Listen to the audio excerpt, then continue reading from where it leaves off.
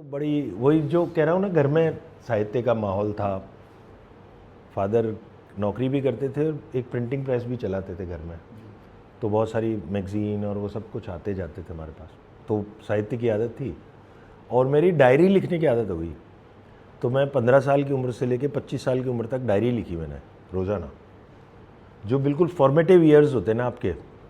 15 से 25 में आप इंसान बनता है, आइडेंटिटी बनती है आपकी एक तरह से। बाद में उसको तोड़ने की कोशिश करते रहते हैं अब तक, लेकिन जो बेसिक बन जाती है।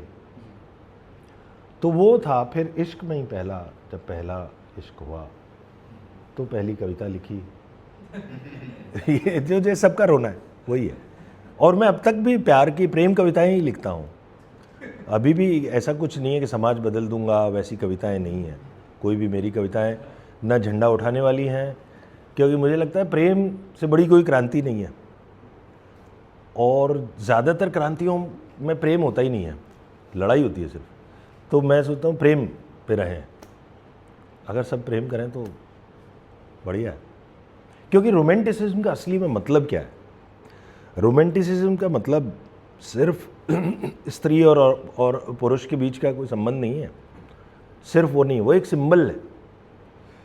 असली में रोमांटिसिज्म का मतलब है कि a true romantic is a person who believes कि एक दिन सब कुछ हसीन हो जाएगा, एक दिन सब कुछ अच्छा हो जाएगा।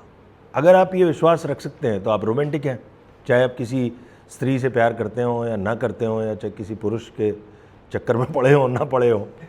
लेकिन अगर आपको ये बिलीफ है कि एक दिन दुनिया हसीन होगी, एक दिन सब कुछ ठीक हो जाएगा, तो बस वो कविताएं लिखना शुरुआत उससे हुई। अब कविताएं अभी भी सिंबॉलिज्म होती है ना कविताएं।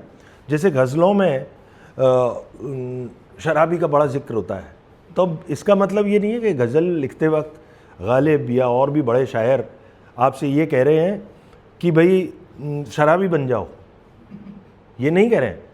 शराबी में एक विद्रोह की जो ताकत होती है, जो एक जो सवाल उठाता है वो धर्म पे, हर चीज़ पे, समझ रहे हैं आप? तो वो उसको सिंबल की तरह से रखा है उन्होंने। और ऐसे ही मैं जो प्रेमी लिखता हूँ तो वो भी एक विद्रोह के है, जो एक पॉजिटिविटी में यकीन करता है, जो जहाँ जहाँ नफरत दिखाई देती है उसको इस बहाने इंगित करता है।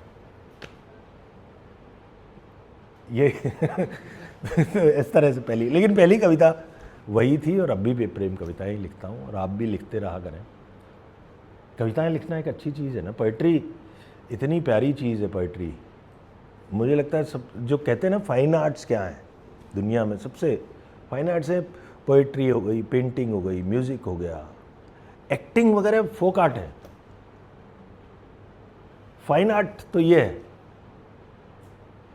तो चाहे मैं एक्टिंग करता हूँ, लेकिन मुझे अब भी लगता है कि बड़ी आर्ट अगर कोई है तो पेंटिंग, म्यूज़िक, पोइट्री है।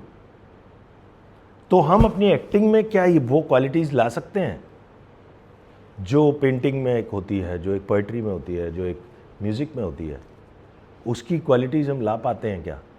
ये कोशिश रहनी चाहिए, ताकि आपकी एक्टिंग एक फोक आर्ट से उठ पाए। और आपका पहला सीरियल तो आई थिंक शांति था, जो जी पे आता था, हाँ, मेगा सीरियल था उस समय, सुपर हिट। पहला डेली सोप था शांति। काफ़ी लोग तो, आप लोग तो पैदा ही हुए होंगे या नहीं भी हुए होंगे। तो वो इंडिया का पहला डेली सोप था, शांति एक था। और वो अपने ज़माने का बड़ा क्या कहना, प्रोग्रेसिव सीरियल था। वो एक नाजायज़ लड़की जिसकी नाजायज़ पैदाइश कही जाए, ऐसी लड़की की कहानी थी जो पत्रकार बनती है और लड़ती है, और फिल्मी जो बड़े एक परिवार है उससे झगड़ा करती है। तो ऐसी कहानी थी वो। उसके बाद धीरे धीरे आप देखेंगे ना सीरियल्स में वो जो रिग्रेसिव कंटेंट उसके बाद आना शुरू हुआ है धीरे धीरे। बट शुरुआत डेली सोप की या उससे पहले भी जो सीरीज़ थी हम लोग या और तरह की, बड़ी प्रोग्रेसिव सीरीज़ हुआ करती थी।